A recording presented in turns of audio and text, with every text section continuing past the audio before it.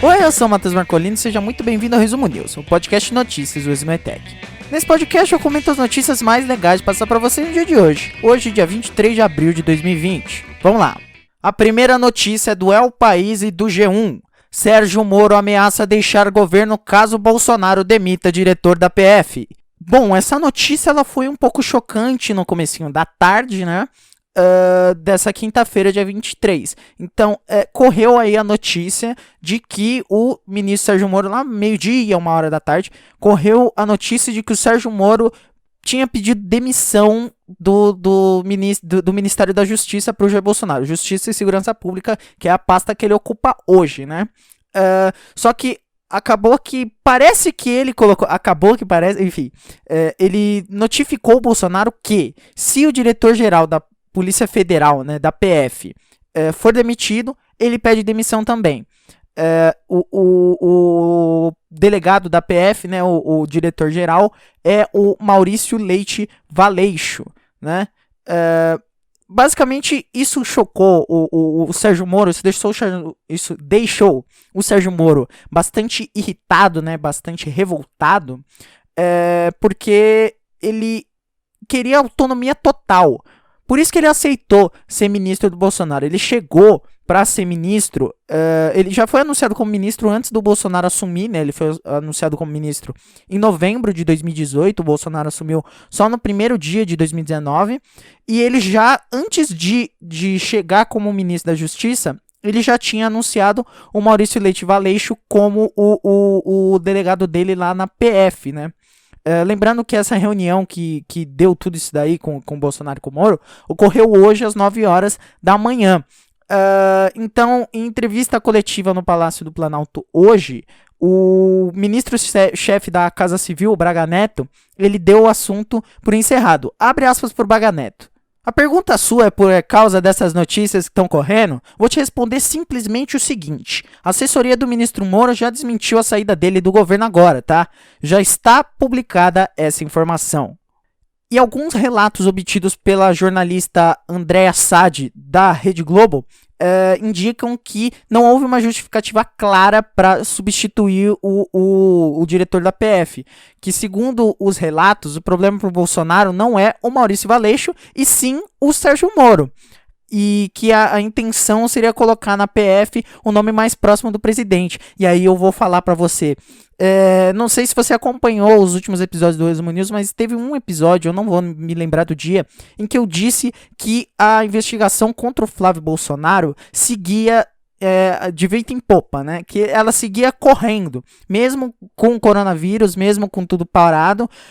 Ele solicitou que fosse suspensa a investigação, mas não conseguiu. E aí, muito interessante o Jair Bolsonaro querer mudar o superintendente da PF. Esse superintendente, que é o Valeixo, que ele operou lá no Paraná durante a Operação Lava Jato, quando o Moro era juiz federal de primeira instância, né?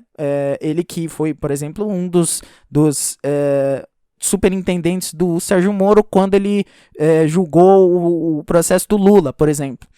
E o Bolsonaro, ele quer mudar, porque ele quer colocar alguém mais próximo dele para brecar esse tipo de investigação contra os filhos dele. É muito curioso, assim, é muita coincidência ele querer mudar o superintendente da PF quando as investigações contra o filho dele estão se intensificando. Mas enfim, chega de Sérgio Moro por hoje. Próxima notícia. Notícia também do G1. 13,9% da população do estado de Nova York já contraiu o Covid-19, diz governador.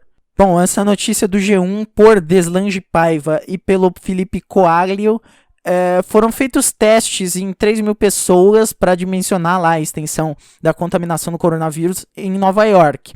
E o governo já informou que vai aumentar a dosagem em alguns tipos de comunidade. Então, estima-se que quase 14% da população do estado de Nova York já tenha contraído o Covid, de acordo com algumas pesquisas, e também por causa de pesquisas com anticorpos do governador Andrew Cuomo, né? Ele divulgou nessa quinta-feira. ele apresentou o primeiro resultado, né, o preliminar dos testes, e ao longo de 2 dias foram coletadas 3 mil amostras em mercados e locais que estavam em funcionamento. Foram testadas as pessoas, né, que estavam nas ruas e que precisavam sair de casa, sem necessariamente confirmar se estava infectado ou não. De todos os testes, 43% foram feitos na cidade de Nova York. E lá, 21,2% testaram positivo para a presença de anticorpos. É importante também, isso aqui é interessante de constatar, que no estudo, os latinos e os negros nos Estados Unidos concentraram a maioria dos casos. O Andrew Cuomo, ele disse até que vai aumentar a testagem, né, a dose de testes em comunidades latinas e negras. Foram realizados aí os testes, né, e abre aspas para o Cuomo. O que descobrimos até agora é que o número em todo o estado tem 13,9% de positivo em termos de anticorpos. Eles foram infectados 3 semanas atrás, 4 semanas atrás, 5 semanas atrás, 6 semanas atrás, mas eles tinham o vírus, desenvolveram os anticorpos e agora estão recuperados. Então aí fazendo a conta, tem 2,7 milhões de pessoas infectadas no estado de Nova York, 15.500 mortes registradas, então a taxa de letalidade, segundo o governador, pode ser de 0,5%. É importante dizer que hoje foram registradas mais 438 mortes por Covid-19 lá em Nova York e ao todo já foram confirmadas mais de 15.500 mortes. Próxima notícia. Notícia do portal Terra. Decreto de São Paulo vai recomendar o uso de máscaras no estado. Então o governador, o grande, meu Deus do céu, o João Dória, ele afirmou que um decreto vai ser publicado nessa sexta, dia 24, lá no Diário Oficial, recomendando o uso de máscaras em todos os municípios paulistas. Essa recomendação ela já foi feita na capital pelo prefeito Bruno Covas, do PSDB, e abre aspas para o João Dória. Assim como na capital, outros prefeitos já tinham feito essa recomendação. Agora vamos estender isso para os 645 municípios. É importante que essa recomendação seja seguida pelas pessoas que, em caso de extrema necessidade, precisem sair de casa. São Paulo segue assim orientações da Organização Mundial da Saúde, a OMS.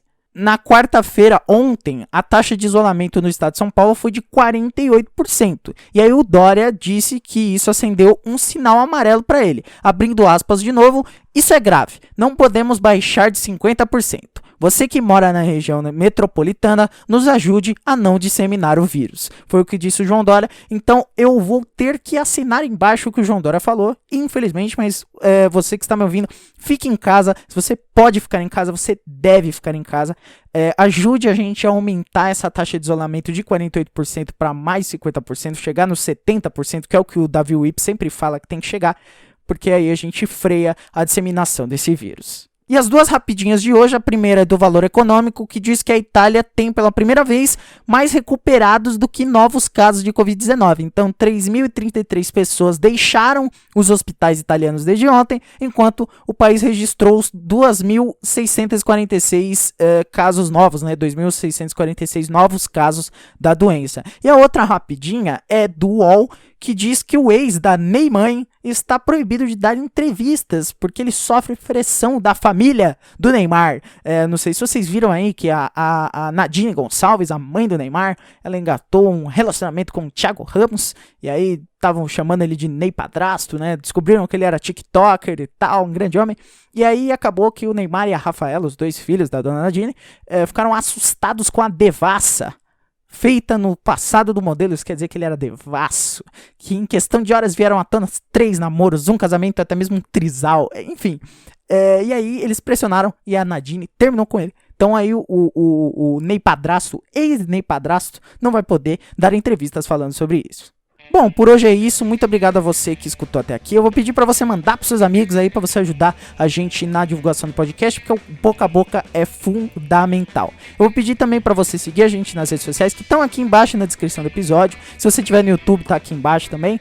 E também para você assinar o feed do podcast, se você estiver escutando em algum agregador, para você receber as notificações quando a gente postar episódio novo. Também assine o feed do República dos Bananas, o outro podcast da família Resumetec de podcasts, que também é muito massa, eu recomendo que vocês vejam. Então é isso, eu vou ficando por aqui, você me escuta um pouquinho mais amanhã. Tchau!